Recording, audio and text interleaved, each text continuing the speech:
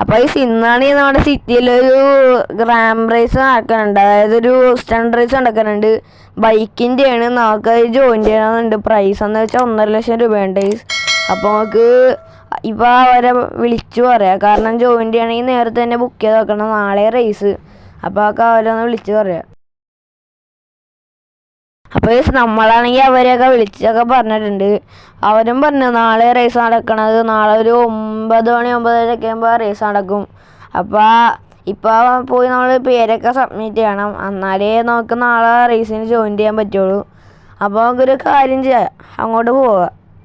2000 years later. അപ്പോൾ നമ്മളാണെങ്കിൽ ഇപ്പോൾ സബ്മിറ്റ് ചെയ്യണ ഓഫീസിൽ എത്തിയിട്ടുണ്ട്. ഇവിടെ നമ്മൾ പേരും കാര്യങ്ങളൊക്കെ സബ്മിറ്റ് ചെയ്യേണ്ടത്. നമ്മളിപ്പോൾ അതിൻ്റെ ഉള്ളിലേക്ക് ചെല്ലണം. അവിടെ കാശ് ചിലപ്പോൾ കൊടുക്കേണ്ടി വരും.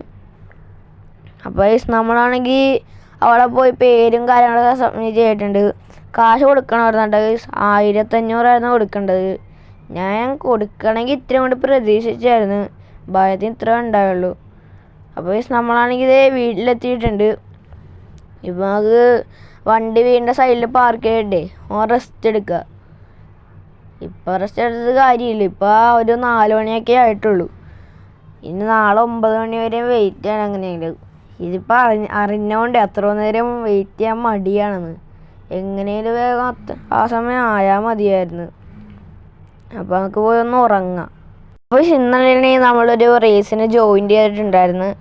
അപ്പോൾ ആ റേസ് ഇന്നാണ് നടക്കണത്. അപ്പോൾ ആ റേസിന് വന്ന ആൾക്കാരുടെ വണ്ടിയാണ് ഇത്. ഒരു ബെൻലി ഉണ്ട്, നിഞ്ച ഉണ്ട്, ബുള്ളറ്റ് ഉണ്ട്, ഡ്യൂക്ക് ഉണ്ട്, ERC ഉണ്ട്, പിന്നെ 10R ഉണ്ട്. നമ്മുടെ വണ്ടിയെന്ന് വെച്ചാൽ ബുള്ളറ്റാണ്. നമ്മൾ അത് മേടിക്കാനുള്ള കാശേ ഉള്ളൂ. മേടിച്ചിട്ട് റെൻ്റ് എടുത്താണ്. അപ്പോൾ നമുക്ക് ഈ റേസ് ജയിച്ചു കഴിഞ്ഞാൽ ആ വണ്ടി ഈ ഫോർച്യൂണറും വിറ്റിട്ട് നമ്മുടെ കിട്ടുന്ന കാശ് കൊടുത്ത് നമുക്കൊരു നല്ല സൂപ്പർ കാറോ സൂപ്പർ ബൈക്കോ എന്തെങ്കിലും വാങ്ങിക്കാം ഡേയ്സ്. അപ്പോൾ അവിടെ റേസ് കുറച്ച് കഴിയുമ്പോൾ സ്റ്റാർട്ട് ചെയ്യോട്ടെ. അപ്പോൾ നമ്മുടെ റേസ് സ്റ്റാർട്ട് ചെയ്തിട്ടുണ്ട്. ആദ്യം പോയേക്കണത് നമ്മുടെ നിഞ്ചയിലത്തെ ആളാണ് ഡേയ്സ്. അയാൾ ഹെൽമെറ്റ് ഒന്നും ഇട്ടില്ല. അപ്പോൾ അയാൾ മര്യാദക്ക് ഓടിക്കാൻ അറിയാമെന്ന് എനിക്കറിയില്ല. ഇപ്പോൾ അയാൾ തലയും കുത്തി താഴ്ത്തുന്നുണ്ട്. അപ്പോൾ അടുത്ത നമ്മളാണ് ഡേയ്സ്. അയ്യോ പണി പാളി.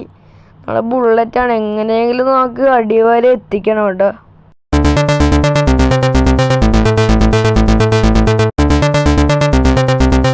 അപ്പോൾ നമ്മളാണെങ്കിൽ ബാഡിയിൽ എത്തിയിട്ടുണ്ട്.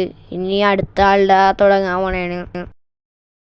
അടുത്തത് ബെല്ല് കൊണ്ടുവന്ന ആളുടെ ഉണ്ട്. ബെല്ലിയെന്ന് വെച്ചാൽ അത്യാവശ്യം നല്ല സ്പീഡിലുള്ള വണ്ടിയാണ്.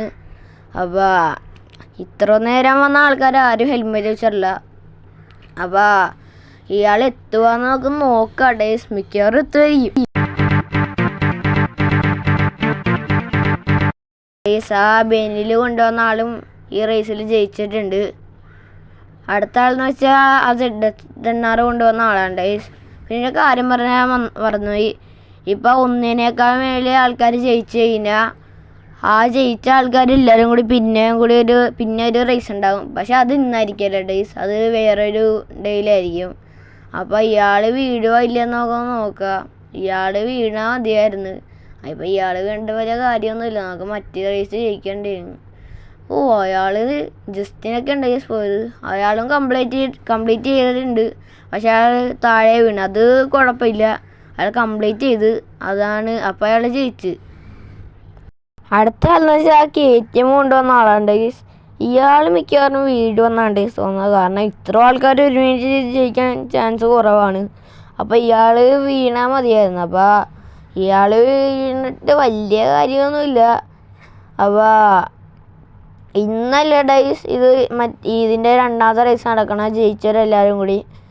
അത് ഇത് കഴിഞ്ഞിട്ടുള്ള വേറെ ഏതെങ്കിലും ദിവസത്തെയായിരിക്കും. അപ്പോൾ ഇയാൾ വീണിട്ടുണ്ട്. അപ്പോൾ ഇത്രയുള്ള എൻ്റെ ഇന്നത്തെ സ്റ്റോറി വീഡിയോ. അപ്പോൾ വീഡിയോ ഇഷ്ടമായ ലൈക്കും ഷെയറും സബ്സ്ക്രൈബും നേരത്തെ ചെയ്യും.